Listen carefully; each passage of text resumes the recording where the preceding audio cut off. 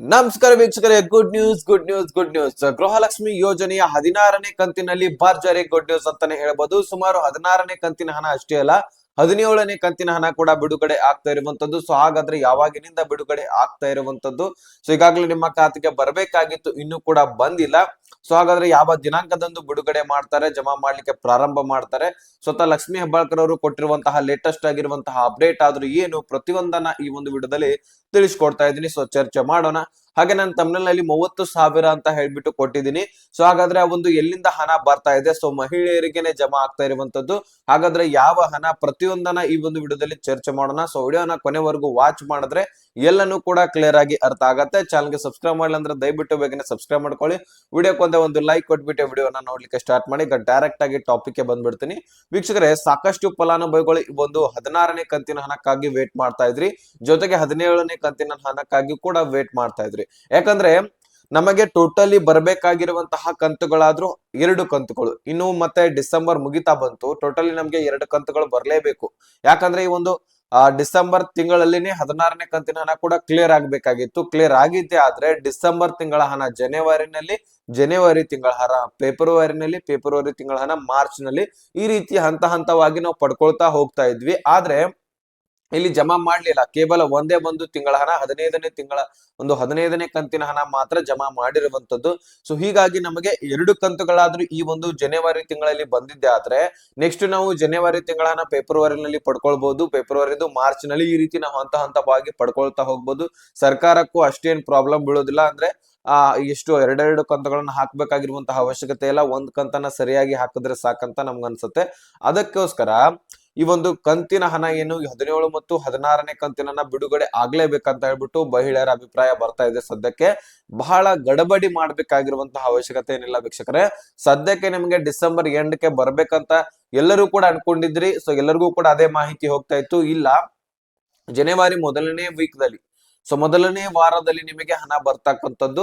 So ಈಗ ಸದ್ಯಕ್ಕೆ ಬಿಡುಗಡೆ ಆಗ್ಲಿಕ್ಕೆ ಏನು ಹಣಕಾಸು ಇಲಾಖೆಗೆ ಒಂದು ಅಪ್ಡೇಟ್ ಅನ್ನ ಕಳಿಸಿದ್ದಾರೆ, ಒಂದು ಮಹಿಳಾ ಮತ್ತು ಮಕ್ಕಳ ಅಭಿವೃದ್ಧಿ ಇಲಾಖೆ. ಅದೇ ರೀತಿಯಾಗಿ ಸಿಎಂ ಅವರು ಕೂಡ ಒಂದು ಅಪ್ಡೇಟ್ ಅನ್ನ ಕೊಟ್ಟಿದ್ರೆ ಸಾಕು, ಹಣಕಾಸು ಇಲಾಖೆದಿಂದ ಏನಾಗತ್ತೆ ಅಮೌಂಟ್ ಮಹಿಳಾ ಮತ್ತು ಮಕ್ಕಳ ಅಭಿವೃದ್ಧಿ ಇಲಾಖೆಗೆ ಬರತ್ತೆ. ಸೊ ಅಲ್ಲಿಂದ ನಿಮ್ಮ ಖಾತೆಗೆ ಬರ್ಲಿಕ್ಕೆ ಡಿಬಿಟಿ ಮತ್ತು ಟ್ರೆಜರಿ ಪುಷ್ ಆಗತ್ತೆ. ಡಿಬಿಟಿ ದಿಂದ ಟ್ರೆಜರಿದಿಂದ ಬ್ಯಾಂಕ್ಗಳು ಅಪ್ಡೇಟ್ ಮಾಡ್ಕೊಂಡು ನಿಮ್ಮೆಲ್ಲರ ಖಾತೆಗೆ ಹಣವನ್ನ ಬಿಡುಗಡೆ ಮಾಡ್ತಾರೆ. ಸೊ ಈ ರೀತಿ ಸೈಕಲ್ ತರ ಒಂದು ಪ್ರೊಸೆಸಿಂಗ್ ಇರತ್ತೆ. ಸೊ ಅದನ್ನೆಲ್ಲನೂ ಕೂಡ ದಾಟ್ಕೊಂಡು ನಿಮಗೆ ಹಣ ಹಾಕ್ಬೇಕು. ಮತ್ತೆ ಇದು ಪ್ರತಿ ತಿಂಗಳು ನಡೀತಾ ಇರತ್ತೆ. ಒಂದೇ ಒಂದು ತಿಂಗಳು, ಒಂದು ವರ್ಷದಲ್ಲಿ ಬಿಡುಗಡೆ ಆಗುವಂತಹ ಸ್ಕೀಮ್ ಅಲ್ಲ ಇದು. ಪ್ರತಿ ತಿಂಗಳು ಕೂಡ ಬಿಡುಗಡೆ, ಪ್ರತಿ ತಿಂಗಳು ಕೂಡ ನಿಮ್ಮ ಖಾತೆಗೆ ಬರುವಂತಹ ಸ್ಕೀಮ್ ಆಗಿರತ್ತೆ.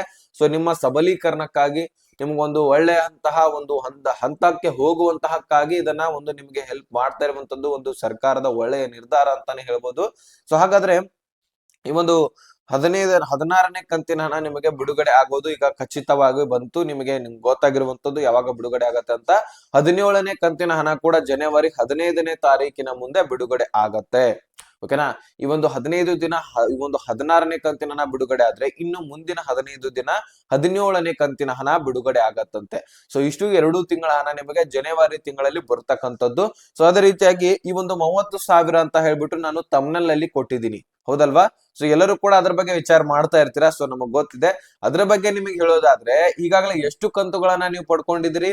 ಒಂದು ಕಂತಿಗೆ 2,000 ಅಂದ್ರೆ 10 ಕಂತಿಗೆ 20,000 ರೂಪಾಯಿ ಆಯ್ತು. ನೆಕ್ಸ್ಟ್ ಅದೇ ರೀತಿಯಾಗಿ 15 ಕಂತುಗಳಿಗೆ 30,000 ರೂಪಾಯಿ ಆಯ್ತು. ಇದುವರೆಗೂ ಕೂಡ ನಿಮಗೆ ನೆನಪಿದೆ ಇಲ್ವೋ ಗೊತ್ತಿಲ್ಲ, 30,000 ಹಣವನ್ನ ಪಡ್ಕೊಂಡಿದ್ರಿ ಒಬ್ಬೊಬ್ಬ ಮಹಿಳೆಯರು. 1,22,00,000ಕ್ಕಿಂತ ಹೆಚ್ಚಿನ ಮಹಿಳೆಯರು ಪ್ರತಿಯೊಬ್ರು ಕೂಡ 30,000ಕ್ಕಿಂತ ಹೆಚ್ಚಿನ ಹಣವನ್ನ ಪಡ್ಕೊಂಡಿದ್ರಿ. ಅದರಲ್ಲಿ ಒಬ್ಬೊಬ್ರಿಗೆ ಕಡಿಮೆ ಸಿಕ್ಕಿರ್ಬೋದು ಸುಮಾರು. ಆದ್ರೆ ಮೊದಲಿಗೆ ಅರ್ಜಿ ಸಲ್ಲಿಸಲಿಕ್ಕೆ ಲೇಟ್ ಆಗಿರ್ಬೋದು, ಅಥವಾ ಡಾಕ್ಯುಮೆಂಟ್ಸ್ ಏನೋ ಪ್ರಾಬ್ಲಮ್ ಇದ್ದು ಅವುಗಳನ್ನೆಲ್ಲಾನು ಕೂಡ ಸರಿಪಡಿಸ್ಕೊಂಡು ನೆಕ್ಸ್ಟ್ ಕೊನೆಯದಾಗಿ ಅರ್ಜಿಯನ್ನ ಸಲ್ಲಿಸಿ ಹಣವನ್ನ ಪಡ್ಕೊಂಡಿದ್ದವರು ಕೂಡ ಇದ್ದಾರೆ. ಸುಮಾರು ಇಲ್ಲಪ್ಪ ಅಂದ್ರು 20,000 ಹಣ ಆದ್ರೂ ನೀವು ಪಡ್ಕೊಂಡಿದ್ರಿ ಸರ್ಕಾರದಿಂದ. ಸೊ ಹಾಗಾದ್ರೆ ಅವು ಎಲ್ಲೆಲ್ಲಿ ಖರ್ಚು ಮಾಡಿದ್ರಿ, ಏನೇನ್ ಮಾಡ್ಕೊಂಡಿದ್ರಿ, ಸೊ ಅನ್ನುವಂಥದ್ದನ್ನ ಕಮೆಂಟ್ ಮುಖಾಂತರ ತಿಳಿಸಿ. ಅವುಗಳನ್ನ ಗೋಳೆ ಕೂಡ ಮಾಡ್ಕೊಂಡಿರ್ತೀರಿ ಒಬ್ಬೊಬ್ರು. ಸೊ ಕೂಡ ಇಟ್ಟಿರ್ತೀರಿ. ಅದನ್ನೆಲ್ಲನೂ ಕೂಡ ಒಟ್ಟಾರೆ ಕೂಡಿಸ್ಕೊಂಡು ಏನಾದ್ರೂ ತಗೊಳ್ಳಿದ್ರಾ, ಸೊ ಅದನ್ನು ದಯಮಾಡಿ ಕಮೆಂಟ್ ಮುಖಾಂತರ ತಿಳಿಸಿ. ನೋಡೋಣ ನಿಮ್ಮ ಅಭಿಪ್ರಾಯ, ನಿಮ್ಮ ತನಿಗೆಯಲ್ಲಿ ಏನೇನ್ ಓಡ್ತಾ ಇರತ್ತೆ. ಸೊ ಮಹಿಳೆಯರಿಗೆ ಏನಿಲ್ಲ, ಒಂದಲ್ಲ ಒಂದು ಪ್ಲಾನ್ ಹಾಕೊಂಡೇ ಇರ್ತೀರಾ. ಸೊ ಏನಾದ್ರೂ ಮನೆಗೆ ತರೋಣ, ಏನಾದ್ರೂ ಮಾಡೋಣ ಅಂತ ಹೇಳ್ಬಿಟ್ಟು ಸೊ ಬಹಳಷ್ಟು ಜನ ಅನ್ಕೊಂಡಿರ್ತೀರಿ. ಸೊ ನಿಮ್ಮೆಲ್ಲರ ದಯಮಾಡಿ ನಿಮ್ಮ ಮನಸ್ಸಲ್ಲಿರುವಂತಹ ಕಮೆಂಟ್ಸ್ ಗಳನ್ನ ಈ ಕಮೆಂಟ್ ಬಾಕ್ಸ್ ಅಲ್ಲಿ ದಯಮಾಡಿ ಕಮೆಂಟ್ ಮಾಡಿ, ಎಲ್ಲರಿಗೂ ಕೂಡ ನೋಡ್ಲಿ. ಸೊ ಮತ್ತೊಬ್ರು ಕೂಡ ನೋಡ್ಕೊಂಡು ತಿಳ್ಕೊಳ್ಳಿ. ನಾವು ಕೂಡ ನೋಡ್ಕೊಂಡು ತಿಳ್ಕೊಳ್ತೀವಿ. ಸೊ ನೀವು ಮತ್ತೊಬ್ಬರದ ಕಮೆಂಟ್ಸ್ ಗಳನ್ನ ನೋಡ್ಕೊಂಡು ತಿಳ್ಕೊಳ್ಳಿ. ಸೊ ಹೀಗಾಗಿ ಪ್ರತಿಯೊಬ್ಬರು ಕೂಡ ನಾವೆಲ್ಲರೂ ಏನ್ ಮಾಡೋಣ, ಕಮೆಂಟ್ಸ್ ಗಳನ್ನ ಓದಿ ಏನಿದೆ ಅನ್ನುವಂಥದ್ದನ್ನ ತಿಳ್ಕೊಳ್ಳೋಣ. ಸೊ ನಿಮ್ಮ ಮನದಲ್ಲಿ ಇದು ಮುಖ್ಯವಾಗಿ ಎಲ್ಲರೂ ಕೂಡ ಪ್ರತಿಯೊಬ್ರು ಕೂಡ ವಿಡಿಯೋ ನೋಡ್ತಾ ಇರುವಂತಹ ಅವರು ಪ್ರತಿಯೊಬ್ರು ಕೂಡ ಕಮೆಂಟ್ ಮಾಡಿ. ಸೊ ಏನೇನು ಈ ಒಂದು 30,000 ಹಣದಿಂದ ಏನೇನು ಉಪಯೋಗ ಮಾಡ್ಕೊಂಡ್ರಿ, ಈ ನಮಗಷ್ಟೇ ತಿಳಿಯೋದಲ್ಲ, ಇದು ಸರ್ಕಾರಕ್ಕೆ ಹೋಗಿ ಮುಟ್ಟುವಂತೆ ತಿಳಿಸೋಣ. ಓಕೆನಾ?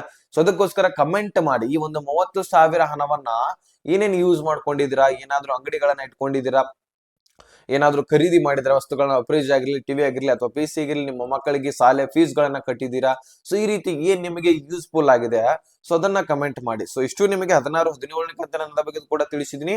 ಸೊ ಈಗಾಗಲೇ 30,000 ವರ್ಗೂ ಕೂಡ ಹಣ ಪಡ್ಕೊಂಡಿದ್ದಾರೆ, ನಮ್ಗೆ ಗೊತ್ತಾಗದೇನೆ.